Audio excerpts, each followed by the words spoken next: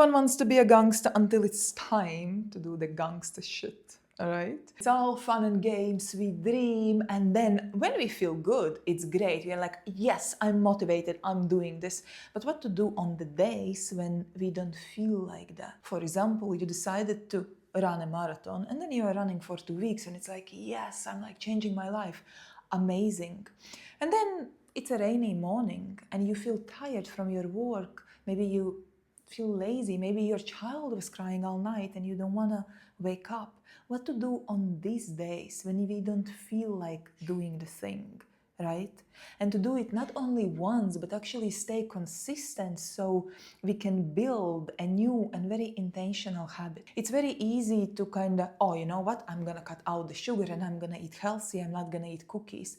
Okay, great. But what are you going to do on the days when you will feel sad and your whole body, your every cell in your body will crave for those damned cookies? And I know from my clients that very often we have this attitude like, or everything or nothing. Or I spend 1 hour stretching after my lifting weights, for guys very often, or I don't stretch at all, even 2 minutes, because I think it's not worth it. All or nothing, I mean, it sounds cool, obviously, but life doesn't work that way. Perfection in nature doesn't exist. In nature, everything fluctuates. The same as in our body, everything fluctuates. Our mood, the chemical cocktail in our brain. Let's remember that motivation is the overflow of dopamine in our brain. That's all it is.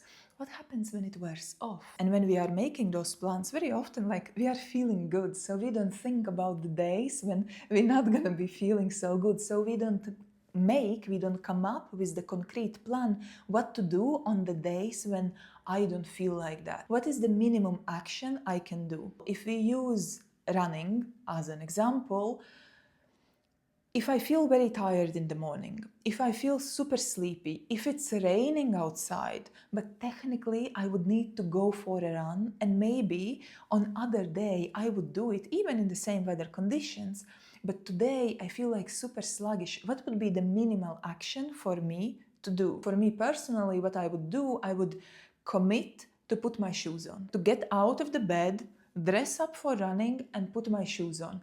And once my shoes are on, I can decide, do I want to go out or not? And maybe I decide that I don't want to go out because I'm so tired that actually I need that extra sleep. Or maybe once my shoes are already on, I actually gonna go out and, well, can I just walk for 5 minutes? And that's it. When I was doing Ashtanga yoga practice, which is a very physically, mentally, emotionally demanding practice, so we practice every day, in the morning usually, 6 times per week. Did I want to spend 90 minutes, 2 hours practicing every day, just after waking up? No. Most of the time I didn't. For me, the bare minimum was unrolling my mat and stepping on my mat. And once I stand on my yoga mat, can I take an inhale and raise my arms up? Yeah, I can. Okay, and if I exhale and fold forward, yeah, I can do that usually. Applying this mindset, the bare minimum, what is the next smallest step? What is the next half an inch I could move forward? Very often I move through the whole practice. It really teaches your body, your brain basically, how to build and make your habits to stick. Because as we know, repetition is the mother of the skills. What we repeat, we become. And most of the time we are our patterns, but we can become our habits, our intentional habits that we deliberately choose and intentionally work towards strengthening and building them. And I use a lot of examples about the sport and movement because it's such a big part of my life, but let's look into the nutrition. Very often when we are sad, when we are kind of depressed, I'm using as a metaphor, not clinically depressed, but when our mood is down, depression is down, not elevated, depressed, okay? So we crave some naughty foods, I don't know, like the pizza, cookies, sugar, and so on. Very often it's not that our body craves specifically that pizza or a burger or sugar, but because we have built in the past very strong association. When we are in this state, like we eat this food. So it's a very strong link. But we can build a different kind of link. When you crave for that naughty food, learn to interrupt that pattern and build the bare minimum of something else. For example, like having a glass of water before ordering pizza. Interrupt the pattern and then ask yourself, do I still want that pizza? For me, it's like eating a carrot or eating an apple when I have this like intense sugar cravings. Learn to interrupt the pattern and attach the bare minimum. What could you do right now before you choose that unhealthy habit that you actually want to get rid of? Design those bare minimums for different areas in your life, for the areas where you want to change and implement new habits and make those habits to actually like stay there, to make them consistent so they can transform your life. Because making every decision requires energy. In the moments when you don't want to do the thing that you aspire to do, you already don't have energy, and the brain is very energy hungry organ.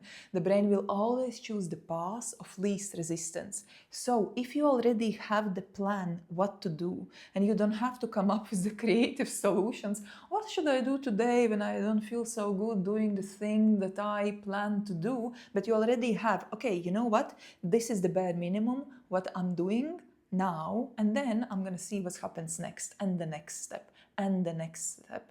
So you're saving the energy and actually directing the energy towards the very thing that matters. And another important thing I want you to understand, so you also like embody the understanding why this concept actually works, is we often have heard like a cheesy saying, a cheesy phrase that the first step is the hardest.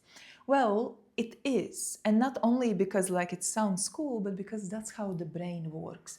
So the first 10 minutes in doing whatever task, there is always a friction. The brain resists it. It's not because something is wrong with you, it's the human anatomy. So once we understand that initial resistance in the beginning, it's a normal thing. That initial resistance to actually write the first line, that initial resistance to put your shoes on and get out of your house, even if you're not gonna run, just have a 5 minutes walk, that initial resistance to sit down for meditation practice, it's a completely normal thing. Nothing is wrong with you. You are not lazy, you don't lack discipline, everything is fine, it's the human anatomy. Once you understand it, you stop attaching any emotional state to that resistance. Don't give it more meaning than it's necessary. Understanding that and training yourself to do the bare minimum, you are literally building a new neural connection, like strengthening the neural connection in your brain. And every following time when you will do the thing, whatever is the thing for you, you will experience less and less and less resistance doing that. Guys, I have another video where I explain how to replace motivation with curiosity. I'm gonna link it somewhere here. And combining these two mindsets, what happens if curiosity with the bare minimum is what allows you to build intentional habits, to follow through, to build consistency and design the life that you are actually enjoying to live. Be willing to stretch yourself and expand the range of what is possible for you and of all that you are and can become. I wish you well.